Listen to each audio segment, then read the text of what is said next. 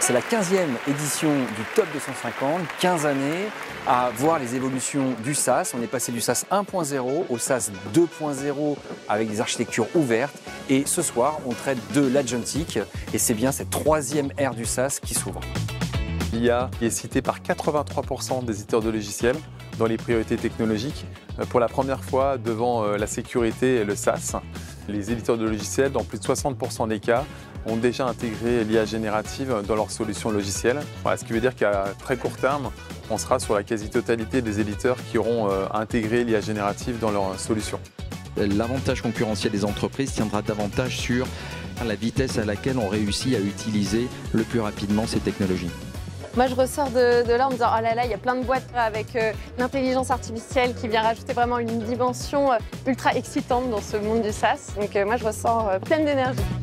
Il faut oser. À l'ère de l'IA, il n'y a vraiment plus d'excuses. Aujourd'hui, on a la capacité d'avoir à nos côtés un expert. Il n'y a plus de limite. Ça n'a jamais été le meilleur moment pour entreprendre, donc allez-y. L'innovation est considérée vraiment comme le principal levier de croissance. Je suis ravi d'avoir le prix. Si j'avais dû en choisir un, j'aurais pris celui-là, innovation. On passe tout de suite au prix international. Merci pour ce prix qui récompense les équipes Planisware. Cette année, on a ouvert 3 filiales, une en Belgique, une en Corée du Sud et une en Australie, donc on continue. Ce prix vient récompenser un éditeur qui, au-delà de ses performances financières, a créé au sein de notre jury un vrai moment d'adhésion autour de ses valeurs. Pour les collaborateurs, c'est une vraie reconnaissance. C'est l'occasion de rencontrer sans doute de futurs partenaires. C'est un positionnement irremplaçable. Et donc, Alexandre Fréty, CEO de Orichard. Pourquoi est-ce qu'on fait de la croissance externe?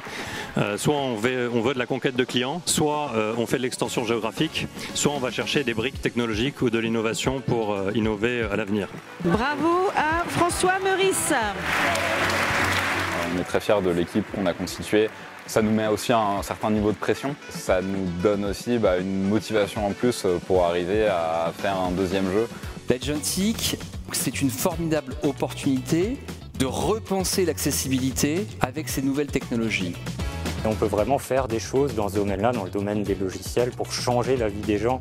Et de beaucoup de gens, les déficients visuels, c'est 240 millions de personnes dans le monde. Si on rajoute tous les autres handicaps, on dépasse largement le milliard. Top 250, c'est bien plus qu'un palmarès, des lauréats et une étude. C'est maintenant devenu un baromètre des mutations profondes qui traversent notre industrie. C'est vraiment en travaillant ensemble que nous serons en mesure de relever les défis qui nous attendent, que nous soutiendrons la numérisation de nos économies, que nous favoriserons l'émergence de champions européens.